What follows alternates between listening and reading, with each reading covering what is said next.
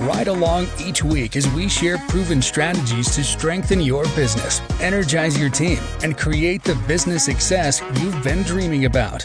And now, here's your host, Rich Allen. What could we learn from watching professional cycling teams compete? Welcome to the Ultimate Business Tune-Up Podcast, where our one and only goal is to help you tune up your business so you can have a long-lasting success and fulfillment that comes from owning a solid, profitable, and sustainable business.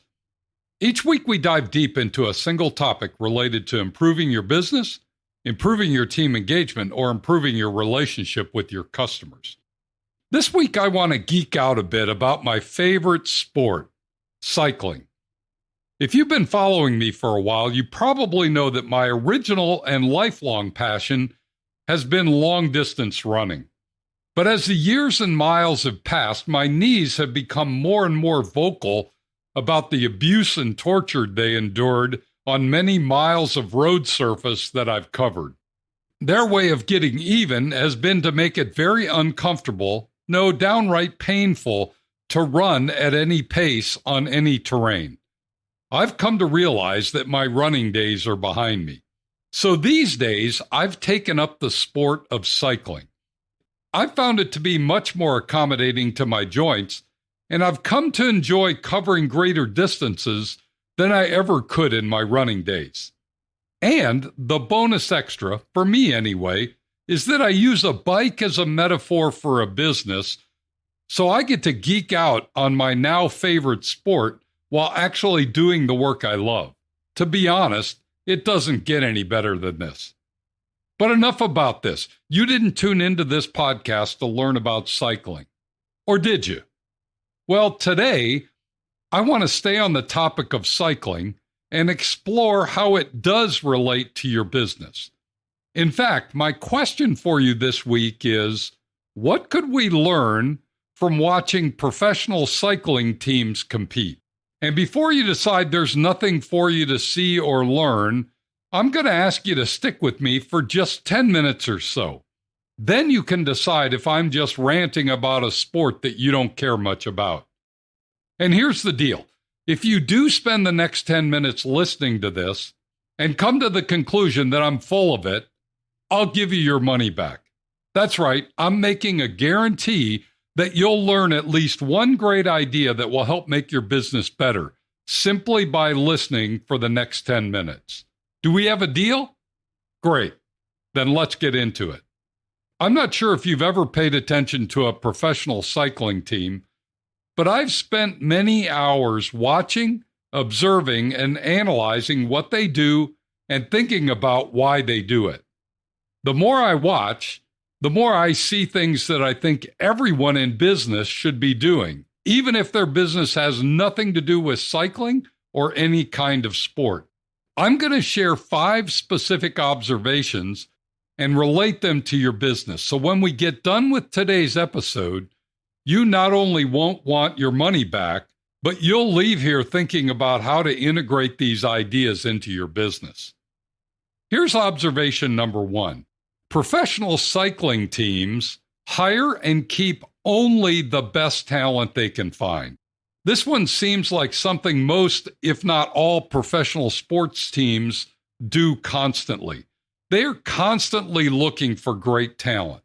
In fact, they have people on their team who specialized in scouting, and those team members are always looking for fresh, new, highly skilled talent. But that's not how it works in most businesses. Rather than being on the lookout for top talent, many business owners become complacent and feel like they're stuck with the players they have today. It makes me wonder, how much more motivated would your team members be if they knew they would be replaced by someone who was more capable, more team-oriented, more customer-focused, more dedicated, and more driven to succeed? Perhaps business owners should look at recruitment and hiring more like a professional cycling team and always be on the lookout for the talent that will help them win, and be willing to make tough decisions to make room for them on their team. There's idea number 1 for you to consider. Here's observation number 2.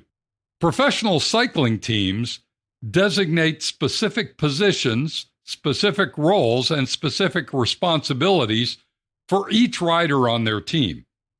When someone new joins their cycling team, they'll likely play the role of domestique. Riders in this role do a lot of the dirty work and get little to no recognition for it.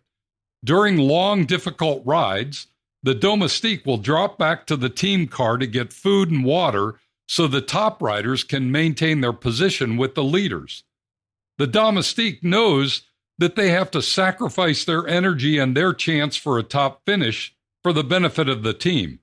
But if they do this job well, they know they'll be promoted to a more rewarding position. The position of trialist is someone who's proven that they can ride fast without the help of others on the team. They thrive on the challenge of going it alone, and when the time trial comes up, they're ready to score big. Trialists often find themselves in breakaways where they give their team an advantage by placing themselves near the front and giving themselves the chance to win a stage race if things play out right.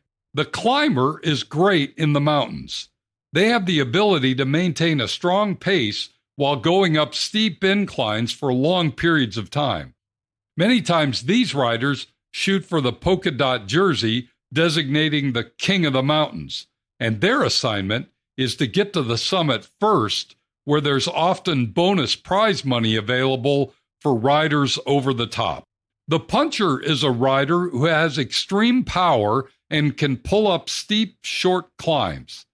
They typically have more brute strength than others on the team, so when a short burst of speed is needed, or when the uphill gets particularly steep, the puncher can take the lead and pull the rest of the team through the most difficult parts of the race. The sprinter is designed for speed. They're on the team to get the win on the flat stages, those stages where the top speeds at the end of the race are off the charts. Sprinters typically don't like to climb, but they do like to finish and can turn up the RPMs for that last kilometer in a race to the finish line. This position gets a lot of glory and scores a lot of points for the team when they power to the line and throw their hands in the air in triumphant celebration. The GC contenders are the top riders who have a chance of getting on the podium. There are typically 2 or 3 of these riders on each team, and one of them is the favorite to win the overall race. GC contenders earn their spot by consistently being good no matter what the circumstance, day after day, whether on flat roads or in the mountains. Their consistency and their endurance make them the top performers and ones that the others on the team rally around to help them win. That may be more than you wanted to know, but the point is, every rider on the team has a specific position with a specific role. They know going into each day's race what their assignment is and who they are to support. Oftentimes, in business, too many team members are simply in general support mode. We tend not to give specific roles and specific responsibilities, but perhaps we should. Letting everyone know exactly what's needed and expected of them will help them perform their role with more professionalism and competency. Don't be afraid to give your team members a specific designation that highlights their superpower. It may be just the energizer they need to step up and shine. There's idea number 2 for you to consider. Here's observation number 3. Professional cycling teams have a full suite of subject matter experts that support their riders.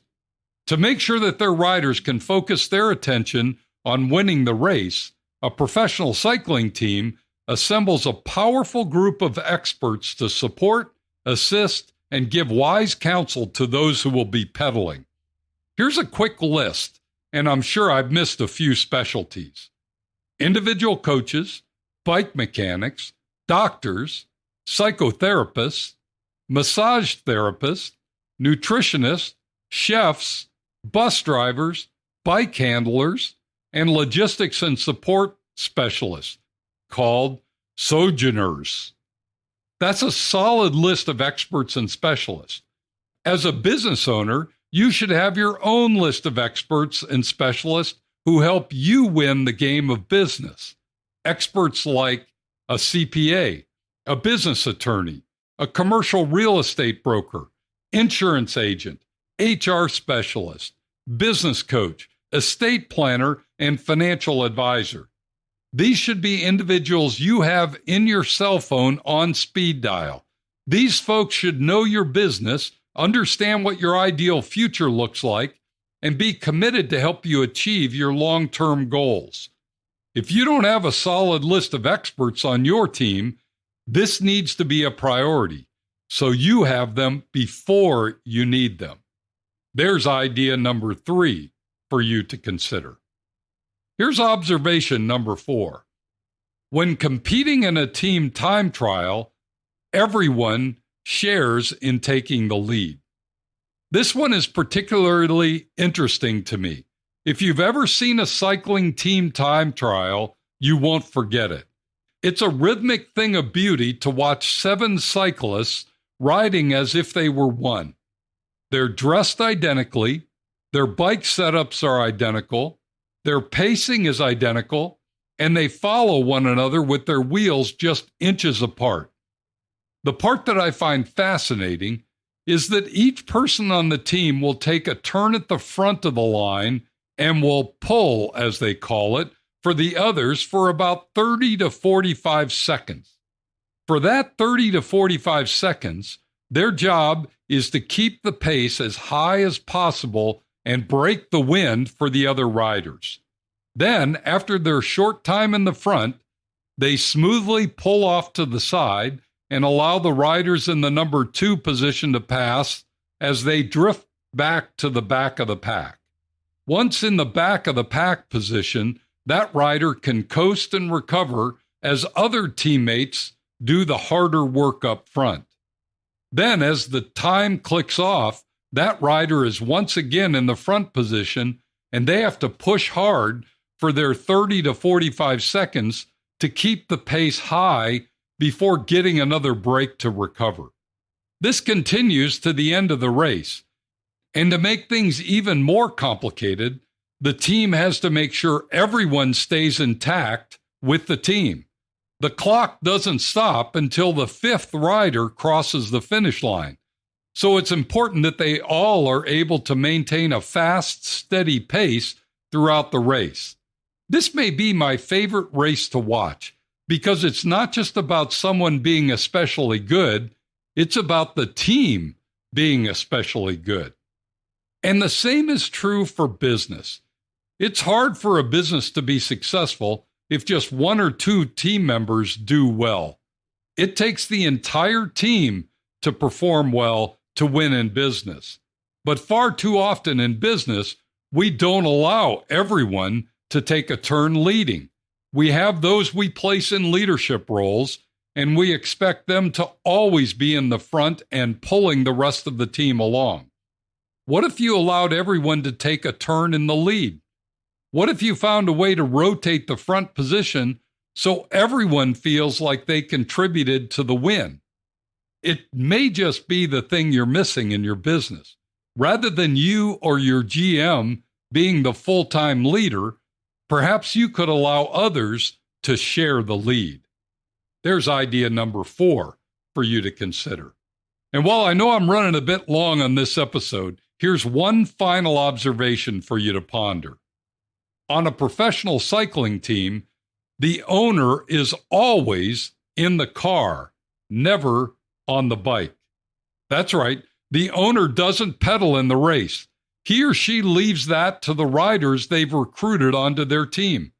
The owner is in the car, tracking the progress of the riders, encouraging them as they go along the race, talking through their headsets, coaching, giving them help, guidance, assistance, and providing whatever they need to help them win the race. Is that what you are doing as a business owner? Are you coaching or are you doing? Are you serving your customers or are you allowing your team to do that? Are you encouraging or are you finding fault? Are you providing guidance and support, or are you silent and unaware? I think more business owners should adopt the position and posture of a professional cycling team owner. They should get off the bike and turn over the riding to their highly skilled top talent. There's idea 5 for you to consider. Okay, 5 observations and 5 things to consider. Did I hit the mark? Was there anything in there that was worth considering in your business? I sure hope so. I'm a firm believer that if more business owners would adopt the practices of a professional cycling team, their business would be significantly improved. But if you disagree, just let me know, and I'll give you a full refund. As always, if you have specific questions or would like to bounce around some thoughts on this topic, please don't hesitate to reach out and ask.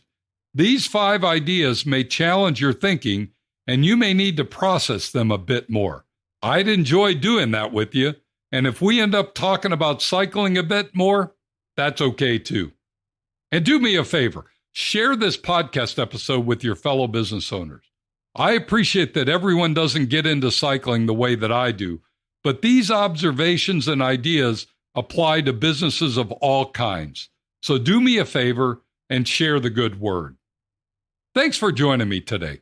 Be sure to tune in next week when we're going to discuss defining the gap to your ideal future. You won't want to miss it. Meanwhile, if you have a question, suggestion, or would simply like to connect, shoot me an email at rich@tourtoprofit.com. Now go make it a great week, and whatever you do, ride hard. Thank you for listening to the Ultimate Business Tune-Up. Make sure you subscribe so you don't miss any future episodes. In the meantime, find more resources at tourtoprofit.com and connect with Rich by sending a message to rich@tourtoprofit.com. Until next time, ride hard.